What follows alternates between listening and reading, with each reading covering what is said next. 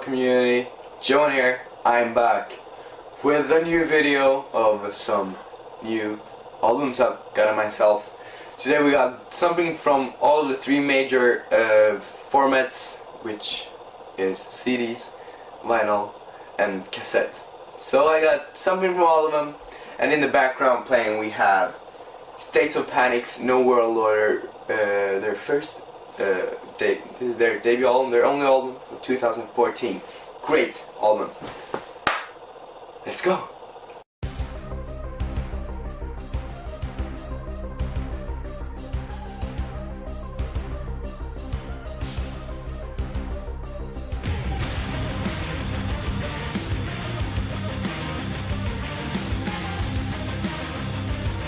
Okay, so starting off with the newest format, we'll go through some new CDs I've gotten myself.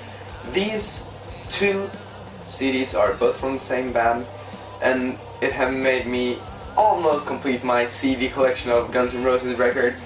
Starting off with their live album, Guns N' Roses Live Era 87 to 93.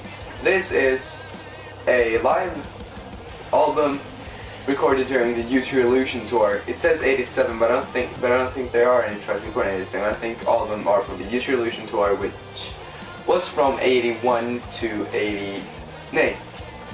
91 to 93 or 94. This is a great live album, and I really like it. And it's Guns N' Roses. I mean, I'm gonna love it.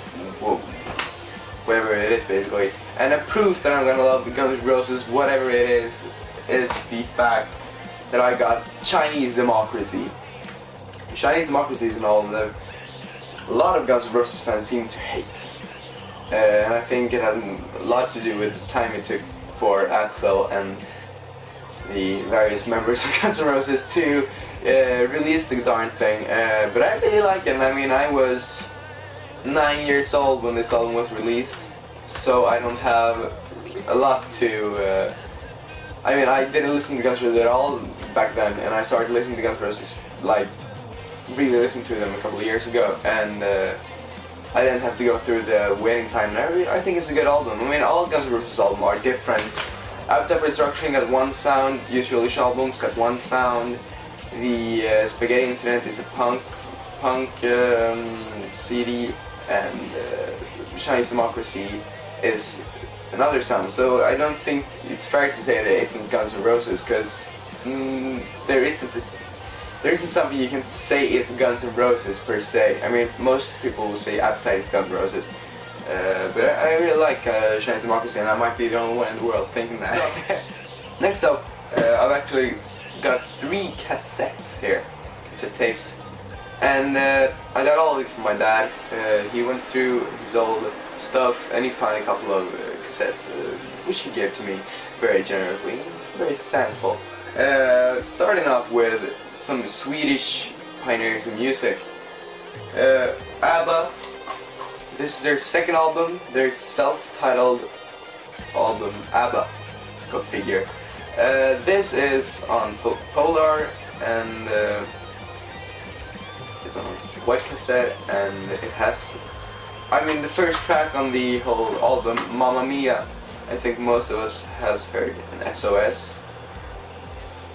Just great songs, and I've actually started to understand why people like ABBA now, because I haven't listened to them a lot, and I might be the last Swede in the world to say that ABBA is a really good band, and I think everyone has realized it before me. Next up is another ABBA album. This is ABBA's The Album, which I already got on vinyl. The album actually contains a musical too called The Girl with the Golden Hair, and it's a good album. I really like the first song, Eagle. It's one of my favorite pop songs ever released, and probably one of my favorite ABBA songs too. Next up is a classic. This is straight from 1964. A Hard Day's Night by the Beatles. My dad isn't at all the Beatles dude. I didn't for a second think he would have a Beatles something at all. but he got a holiday signed cassette, and he gave it to me, and I'm very, very grateful.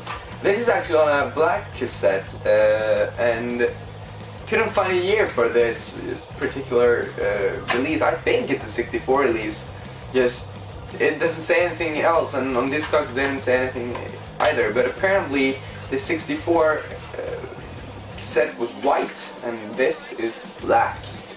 So unless it's like a bootleg or something, which I don't think it is. It's made in Great Britain and a half. It's UK press, and yeah. I already think it's a great, great album.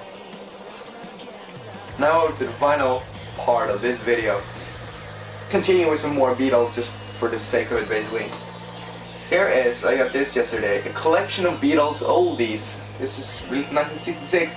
This is a Swedish reissue. Didn't find a year for that too, but I think it's in the early 80s, since Sweden repressed a lot of Beatles records in the early 80s, and I think this is in that sort of time frame, basically. And it's a greatest hits album with great, great songs. And I really find it funny that it's a collection of Beatles oldies but goldies.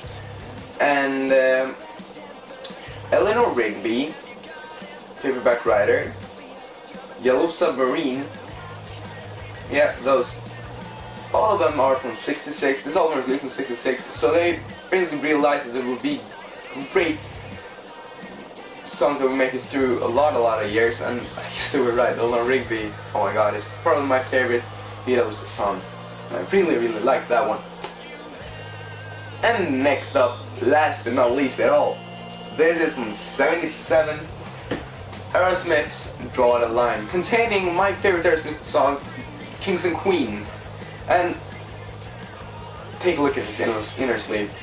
It's by the same material as the like cover, and then it's like this. And I don't know if it's good for the record, but it's really awesome. Look at that. Woo! Really, really awesome. Thanks for watching. Awesome day. Stay put for more videos, which will be up later in the week, I would say, next week. Rather, I'll continue my series then.